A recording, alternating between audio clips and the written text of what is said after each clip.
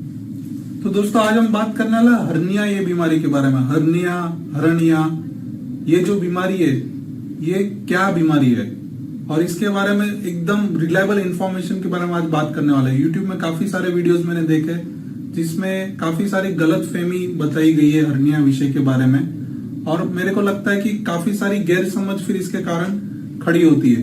तो आज के वीडियो में हम बात करने वाला हर्निया ये बीमारी के बारे में, इसको पूरी तरह से हम जानने की कोशिश करेंगे।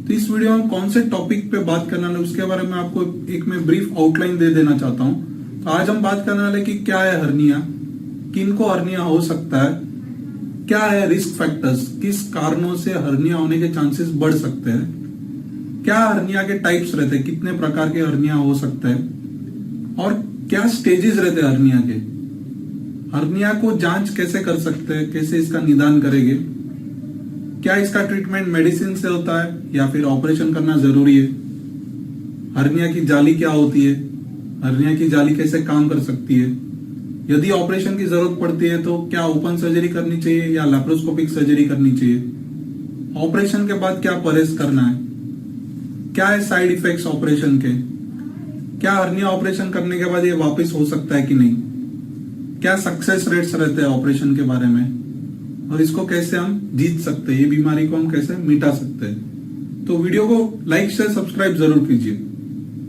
तो बात करते हैं क्या है हर्निया।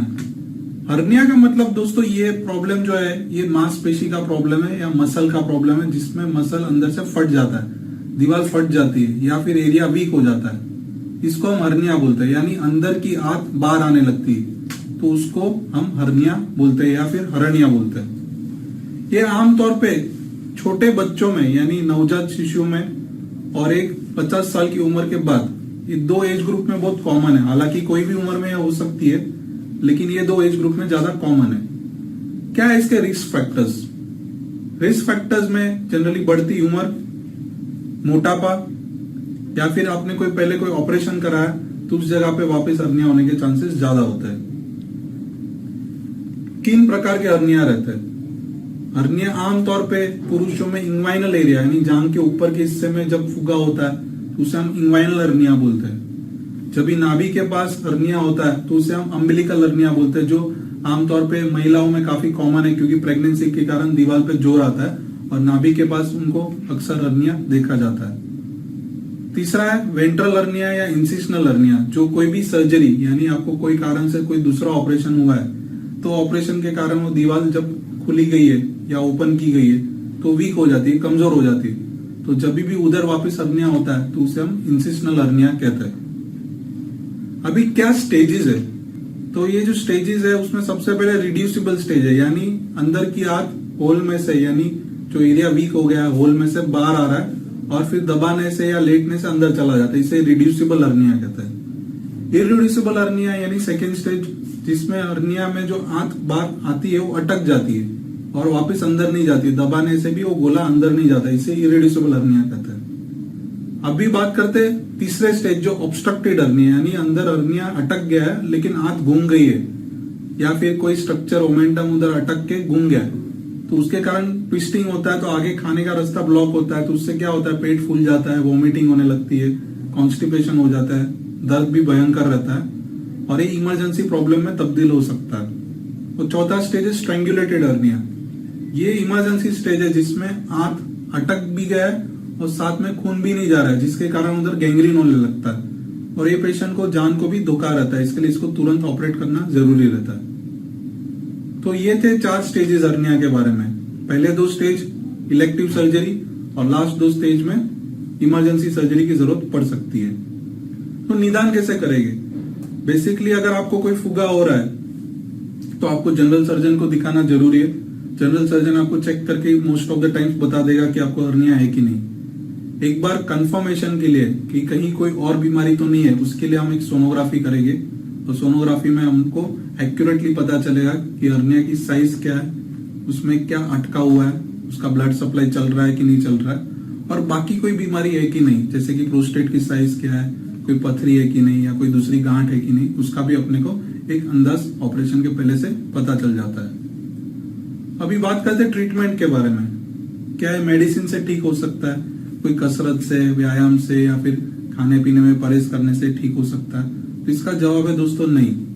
कोई मसाज, कोई ऑयल, कोई बेल्ट, कोई भी प्रकार की मेडिकल ट्रीटमेंट से हम हर्निया को ठीक नहीं कर सकते, क्योंकि दीवार में छेद हो गया है, क्रैक हो गई है।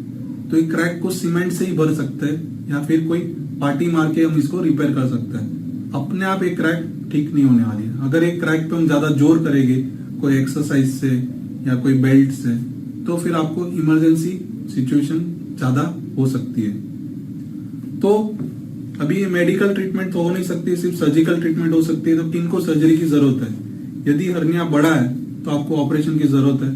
यदि आपको सिम्टम्स भी है, भले हर्निया छोटा है लेकिन आपको लक्षण है, तो भी आपको ऑपरेशन की जरूरत पड़ सकती है। तो ये आपका सर्जन आपको देख के डिसाइड करके बताएगा। तो सर्जरी में जो हम वापरते वो है नेट, जाली। ये जाली कैसे काम करती है? ये जाली बेसिकली एक ढांचा देती है जिसपे बॉडी अंदर से अपनी खुद की एक नेचुरल सीमेंट जमा करता है और धीरे धीरे ये दीवार मजबूत होती जाती है। तो जब भी हम जाली रखते हैं तभी 70% स्ट्रांग रहती है और 4 से 6 महीने में अराउंड 99 to 100% तक और मजबूत हो जाती है।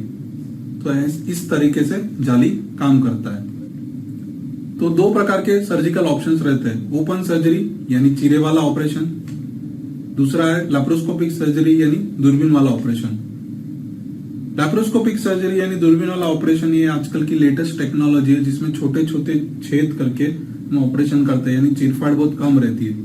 इसके कारण दुखावा, दर्द कम रहता है, इन्फेक्शन के रेट्स कम रहते हैं, हॉस्पिटल स्टे कम रहता है, खर्चा भी आगे जाके कम रहता है क्योंकि आपका दवाई का खर्चा कम हो जाता है, ऑफिस आप जल्दी ज्वाइन कर पाओगे और आपको आगे जाके लंबे अरसे पे भी दर्द होने के चांसेस कम रहेंगे लैप्रोस्कोपिक सर्जरी में। मेरा एक्सपीरियंस और हमारा मानना है कि यदि लैप्रोस्कोपिक सर्जरी पॉसिबल है आपके सर्जन से, तो बेटर लैप्रोस्कोपिक सर्जरी आजकल के एज में। ऑपरेशन के बाद क्या ध्यान रखना है?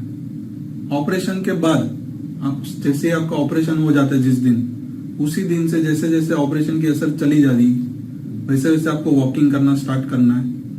डाइट आपको शुरुआत में लिक्विड डाइट लेनी है और धीरे धीरे नॉर्मल डाइट में वो तब्दील करेंगे।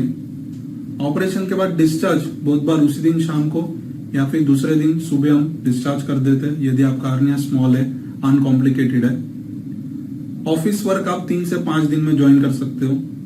चलना फिरना घूमना सब कुछ अलाउड है, सीढ़ी चढ़ना उतरना। सेक्स लाइफ आप 15 से 20 दिन में रिज्यूम कर सकते हो जैसे आपका दर्द कम हो जाता है।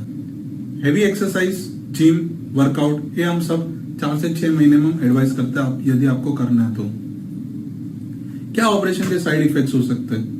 ऑपरेशन के आमतौर पे जनरली साइड इफेक्ट्स ऐसे ज्यादा कुछ रहते नहीं है क्योंकि काफी सेफ सिंपल सर्जरी यदि आप राइट टाइम पे कराते हो, अर्ली स्टेज में कराते हो तो। लेकिन कभी कभार 100 में से 1-2% लोगों लंबे अरसे पे दर्द रहना या फिर इंफेक्शन हो जाना या फिर ऑपरेशन के टाइम ज्यादा ब्लीडिंग हो जाना, ये बहुत ही रेयर साइड इफेक्ट्स है।